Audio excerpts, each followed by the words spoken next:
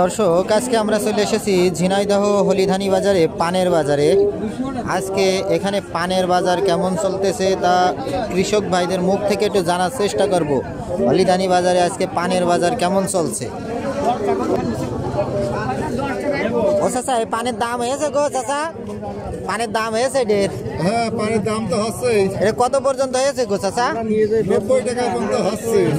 90 পর্যন্ত দাম হয়েছে। ওই পাশেরটা মনে আছে বড়, এটা চাচা ওইটা মনে আছে একটু বড়, ওইটার দাম কত হয়েছে? 150 টাকা বিক্রি হয় নাকি? কত কত? 80 হবে, 90 হবে না। দর্শক, 90 টাকা পর্যন্ত দাম হলো হলিধানি বাজারে।